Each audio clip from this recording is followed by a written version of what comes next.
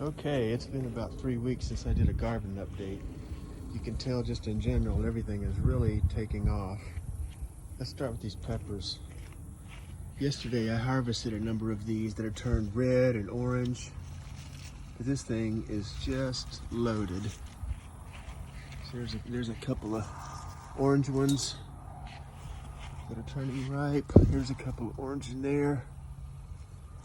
Yeah, these are doing really well. It's just booming.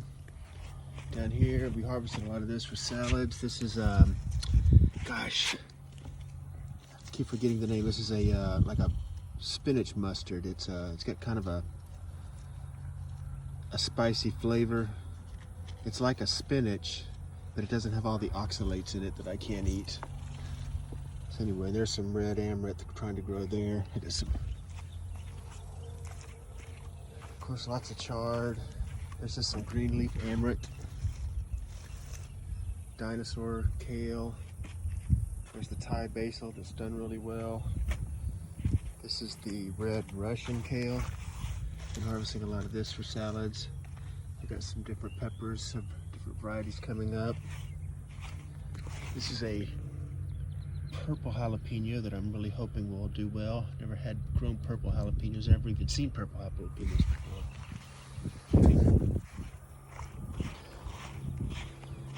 Okay, so over here, this jalapeno plant's just going nuts too.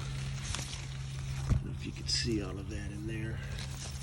Got all those jalapenos. I picked a few of these green. I'm hoping I get some of these turned red.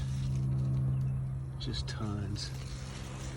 Planted some lantana and marigolds to attract the pollinators because this year I didn't have any. I've had very few pollinators really. A few bees started to come around. Cucumbers really taken off. We've harvested a number of cucumbers. There's a small one ready to harvest. It's really doing well. Continues to just grow up the vine here, the trellis. No stopping of the vigor anytime soon. Then there's the eggplant. I've been pollinating this one manually for weeks. I've had one good eggplant off the bottom early on. Tons and tons of flowers. No more eggplants. I don't know what's going on. I think it was yesterday or the day before I came out here and did some hand pollination. So we'll see in a few days. I mean, the plant's just growing crazy. I may have given it too much fertilizer and it just took off. Did a lot of leaf growth and didn't put any energy into flowers. Tomatoes finally started taking off. I think there's a bee. I probably didn't catch that on video. It's exciting because there's only very few this year for some reason. Anyway, the tomatoes are doing really well. They turned out to all be cherry tomatoes. I planted them from some seeds I had left over and didn't really know what I had, but they're all indeterminate cherries. But I've been harvesting quite a few of these for the salads. You can see there's lots of them on here. And I've been pollinating this with the electric toothbrush. There's a couple down there that are turning red. See back here, you can see a lot of them that are ripening up, ready for my salads. Lots and lots. So that pollination with the toothbrush really worked. Back over here, more tomatoes doing well. Probably could have done a better job continuing to prune them beyond what I did in the early stages, but they're still doing okay. This one's looking like it's a little stressed. Lots of tomatoes in there, doing really well. All these tomatoes are doing well. Unfortunately, they're all cherries, but that's fine. Okay, here's these peppers. Here's this, not peppers, but melons. This is that tiger melon. I think when it's fully mature, this will be green with these lighter stripes will become yellow, according to the picture.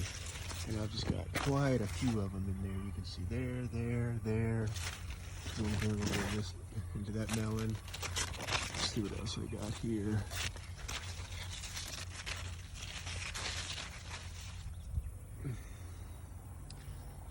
Lots of flowers up here, so we'll probably have some up that way soon. So that's the tiger melon. This one is that bahanni. I keep forgetting the name.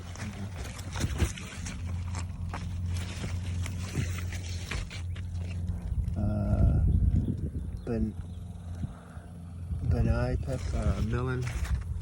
Anyway, this one grows a little bit bigger. You can see this one's doing really well. I've got several of these growing in here too. That one, oh, there's a small one there. I think we got another one. Yeah, there's a little one. Several of these growing. There's a little one coming on.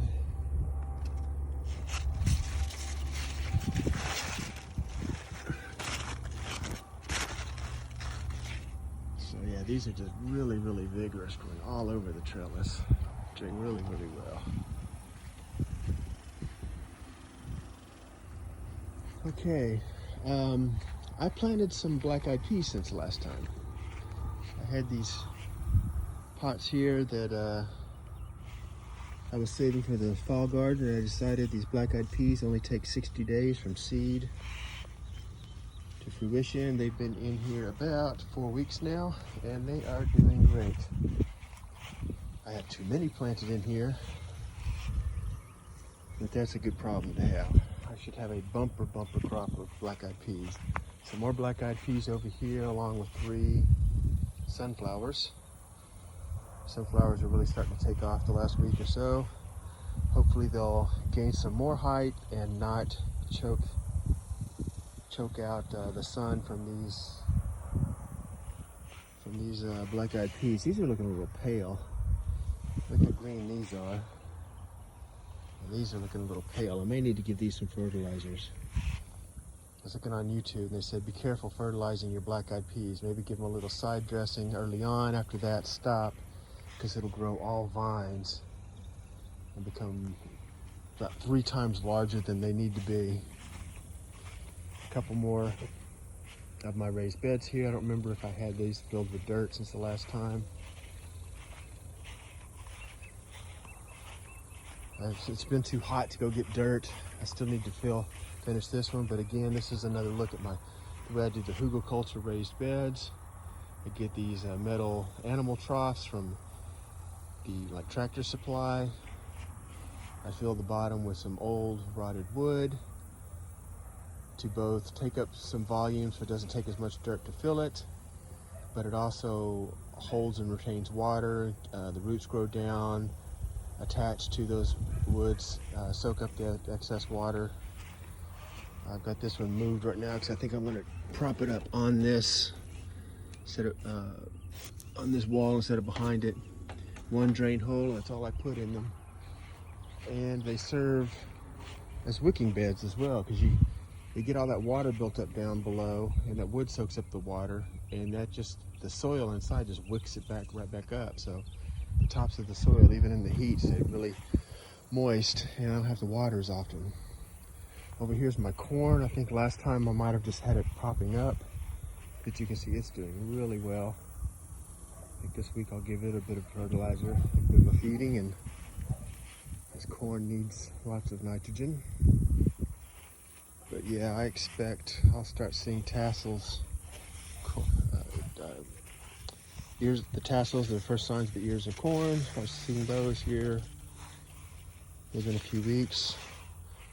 A week or so ago, I came out here and sprayed them with neem oil and picked off a few corn worms. You can see they were eating on, but since I did that, and there's some more damage they were doing. Since I did that, I don't notice any more damage, maybe a little bit. Need to get out here and look again. Anyway, they're doing really well. Over here in this raised bed, I got more black-eyed peas, and look how green and lush these look. They definitely do not need any fertilizer. They're just doing crazy. So it's been about, 30 days since these were planted, give or take a few days. So in another 30 days, these things should just be full of black-eyed peas. Down there's a few black-eyed peas that I spilled, and I picked what I could find up and planted them up here, but a few got below the grass and they took off. So I've been weed eating around them and letting them go. My moringa trees are doing really well. I think they've probably more than doubled since the last time I did a video. Over here's my cantaloupe and watermelon. They're kind of hanging in there. I got a few watermelons. There's one. There's one trying to survive after it got a little bird damage. Here's a good one. I got propped up with a little t-shirt so the vine doesn't snap from the weight. I'm trying to support that watermelon. Over here's the cantaloupe. You see I've finally got a few cantaloupes growing. And they need to give these some support. Matter of fact, I know I do. I need to bring some t-shirts out here later to support them. Not doing nearly as well as I would expect it to, because here's another one. Like I said, it just has not had the bees have not been present this year. But a couple of weeks ago I got out here and hand pollinated these, and I think that's why I've got fruit there. And I don't know why I keep hanging on to this cucumber. It's produced a few cucumbers for me. There was one back here that I didn't notice, but it's between the fence and the wood. I'll never be able to get it, so I just cut it off. But it's completely root bound. It's pretty much hydroponics at this point. There's lots of grasshoppers all over it, but I don't know, I feel like I'm invested in it. I want to try to keep it alive for the rest of the season. Same down here with the squash. I harvested the squash off of it yesterday. It's producing, but the pot's too small. It's pretty much almost hydroponics at this point. I gotta make sure they stay very well watered. A couple of butternut squash there. They seem to have grown and then stalled. Down here's my acorn squash. I've got one or two on here. They're just not doing very well over here. Down here somewhere is another squash, I think. Yeah, there it is. These would be much better off in the ground or in those raised beds. Sweet potatoes are hanging in there.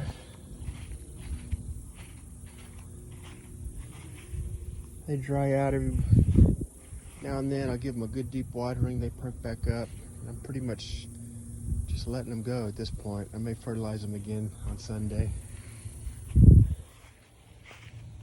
And that's about it. The peach trees are all gone. We had lots of peaches all through July. This tree here was small last year and hardly produced. This year it's like, gosh, 4 or 5 times as big as it was last year, and it produced more good quality fruit than the one back there. And we learned this is what they call a freestone, where the pit does not stick to the flesh. That one's a cling stone. The pit does stick to the flesh. They're both very good. I like them both. I think I prefer this freestone variety the most.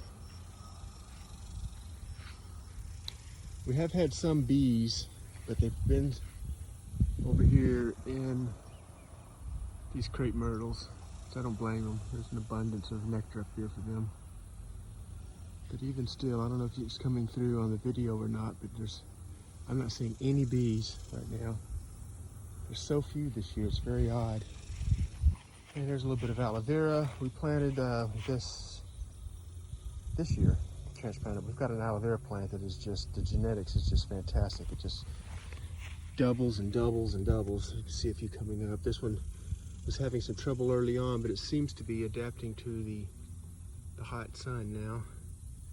It's getting a little, the sun's been so intense, the heat's been so intense, it's turning brown a little bit and having a little bit of trouble, but you can still see in the centers, it's still very green, it's doing very well, so I think this is going to do very well outside. Over here's a whole bunch that I transplanted because we had a couple of pots inside that were just going crazy. Had to be transplanted. You can see they just, even the genetics of this particular plant is just, gosh, it just wants to reproduce and reproduce. As soon as you transplant it, it needs transplanting again. It's a good problem to have, I guess. All right, well, that's the update.